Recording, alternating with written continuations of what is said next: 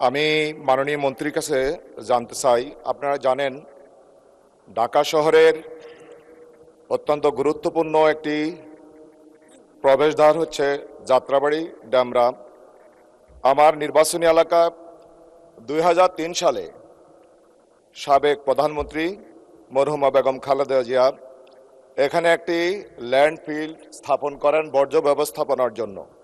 বর্তমানে এই বর্জ্য ব্যবস্থাপনা ল্যান্ডফিল্ডটি আমাদের এই অঞ্চলের মানুষের বর্জ্য ব্যবস্থাপনার যেভাবে সংরক্ষণ করার দরকার ছিল, আধুনিকায়ন করার দরকার ছিল, দীর্ঘ সময়ে এই আধুনিকায়ন করা হয়নি।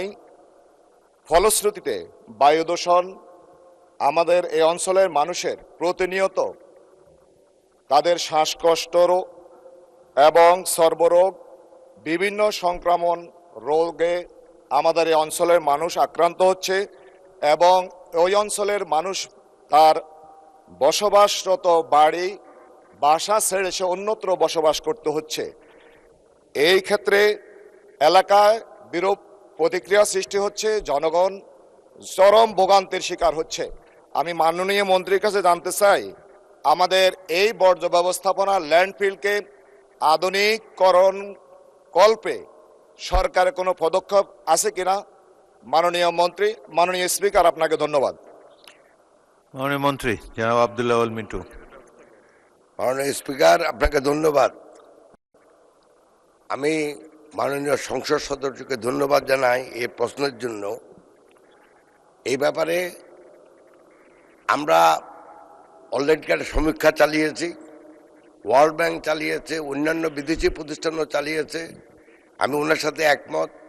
যেভাবে আমাদের এখন বর্জ্য ব্যবস্থাপনা হচ্ছে তাতে বিভিন্ন ধরনের রোগ জীবাণুর জন্য আমাদের মানুষের স্বাস্থ্যের ক্ষতি হচ্ছে।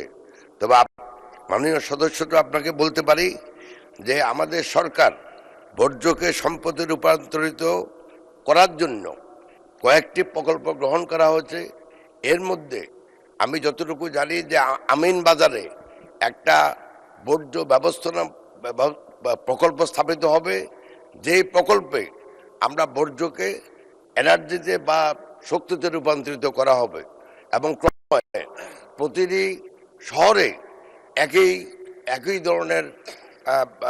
ধরনের প্ল্যান স্থাপন করা হবে, যাতে করে এই বর্জ্য মানুষের স্বাস্থ্যের ক্ষতি না করে যেন আমরা এটাকে সম্পদে রূপান্তরিত করতে পারি।